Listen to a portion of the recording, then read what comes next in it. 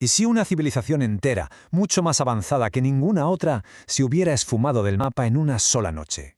Hoy nos sumergimos de lleno en la leyenda de la Atlántida, uno de los misterios más cautivadores de todos los tiempos. En un solo día y una noche terrible, con estas pocas palabras, Platón sentenció el destino de la Atlántida. Pero, a ver, ¿estamos ante la crónica de un desastre real? ¿O es el principio de una de las fábulas más grandes jamás contadas? Bueno, para empezar a desentrañar este misterio, lo primero es ir al origen de todo. Nuestra investigación arranca con el único, y digo bien, el único texto antiguo que habla de la Atlántida. Y aquí tenemos la primera gran sorpresa que es fundamental entender. Toda la leyenda, cada teoría, cada búsqueda, todo, absolutamente todo, se basa en los escritos de una sola persona, el filósofo Platón. Hay que pararse a pensar en esto, ¿eh? Ni egipcios, ni romanos, ni ninguna otra cultura de la antigüedad la menciona. Esto es clave para todo lo que viene después. Es que además, Platón no la presenta como un mito cualquiera. No, insiste en que es una historia real. Según él, la historia viajó durante casi 10.000 años. A ver, imaginemos el recorrido. De unos sacerdotes egipcios a un legislador ateniense, un tal Solón. De ahí pasa de padres a hijos durante generaciones, hasta que finalmente Platón la pone por escrito.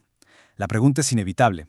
¿Puede una historia sobrevivir intacta a un viaje tan largo en el tiempo? El origen de la isla, claro, es digno del mejor mito griego. Se cuenta que el mismísimo dios del mar, Poseidón, se enamoró de una mortal, Clito, y le regaló esta isla. El primer hijo que tuvieron, Atlas, se convirtió en su rey, y de él tomaron su nombre tanto la isla como el océano que la rodeaba, el Atlántico. Y la ciudad que describe Platón es que es algo increíble. No era una ciudad normal. Imaginemos una capital construida en círculos perfectos de tierra y agua, como si fuera una diana gigante. Tenía unos canales enormes que permitían que los barcos navegaran hasta el mismísimo centro, donde se levantaba el Palacio Real. Era una fortaleza inexpugnable y a la vez una obra de arte. Y por si fuera poco, esta maravilla de la ingeniería estaba cubierta de riquezas. Sus murallas, dice Platón, brillaban con metales exóticos, incluyendo uno misterioso, el oricalco, que al parecer era casi tan valioso como el oro. La isla era un paraíso autosuficiente. Tenía bosques, comida de sobra, hasta elefantes. Un auténtico Edén. Pero claro, como en toda gran tragedia griega, el paraíso no podía durar. Con el tiempo, la riqueza y el poder acabaron corrompiendo a los atlantes. Su orgullo, su soberbia, les llevó a intentar conquistar el mundo conocido. Y fue precisamente esa arrogancia, según el relato, lo que provocó la ira de los dioses y su destrucción final. Y aquí, justo aquí, es donde la historia de Platón se escapa de las páginas de sus libros y se convierte en una obsesión a nivel mundial. Su insistencia en que era una historia verdadera desató una búsqueda que, bueno, ha durado siglos y que sigue muy viva hoy. Entonces, la gran pregunta es, si por un momento aceptamos que pudo ser real, ¿dónde la buscamos? Y ahí es donde la cosa se complica muchísimo. Hay teorías que apuntan a casi todos los rincones del planeta, pero en general se pueden agrupar en dos grandes ideas. A ver, por un lado, tenemos a los que piensan que Platón se inspiró en un desastre real, un evento histórico que luego él adornó y exageró. Y por otro, están los que se lo toman al pie de la letra. La Atlántida existió tal cual, un continente entero súper avanzado que se hundió en el océano. Son dos formas muy diferentes de ver el mismo relato. Si nos vamos por la vía del eco histórico, la teoría más potente, sin duda, es la erupción del volcán de Tera, que hoy es la isla de Santorini. Fue una catástrofe brutal que barrió del mapa a la civilización minoica, y la verdad es que encaja bastante bien con la descripción de Platón. Otras teorías apuntan aquí, a España, a la misteriosa cultura de Tartesos, o una isla que se hundió cerca de Gibraltar. Y luego está la idea del continente perdido. La puso de moda fue un político estadounidense, Ignatius Donnelly, allá por el siglo XIX. Él decía que la Atlántida fue la civilización madre de la que salieron todas las demás, los egipcios, los mayas, todos. Y a partir de ahí la leyenda ya se fue por terrenos mucho más místicos, ¿no? Hablando de razas antiguas, tecnología basada en cristales y cosas así.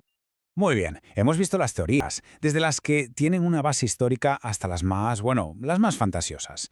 Pero, ¿qué dice la ciencia moderna? ¿Hay alguna prueba real que sostenga todo esto? Vamos al grano. La respuesta corta es no. Probablemente no.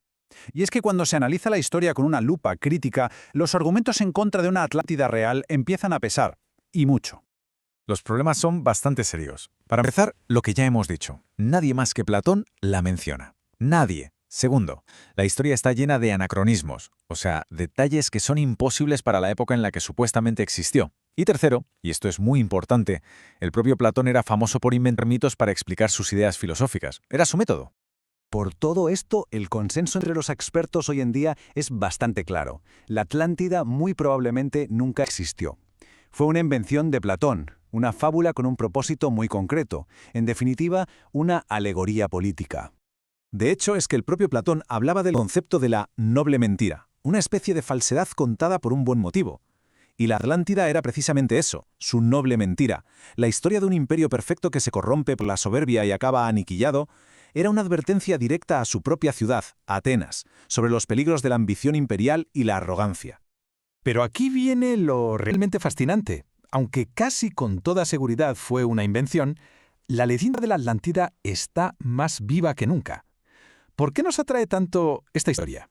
Sea real o no, el mito cobró vida propia. Creció mucho más allá del texto de Platón, hasta convertirse en una fuente inagotable de inspiración para artistas, escritores y cineastas.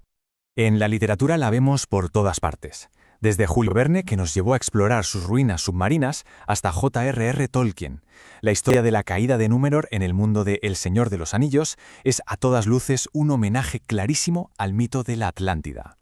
Y en el cine, por supuesto, desde las películas de aventuras más clásicas, pasando por la increíble versión animada de Disney, hasta el espectacular reino submarino de Aquaman en el universo de DC, la Atlántida sigue siendo el escenario perfecto para la aventura y el misterio. Entonces, ¿por qué seguimos buscando la Atlántida incluso sabiendo que probablemente nunca existió? Quizás, en el fondo, no buscamos una isla de verdad.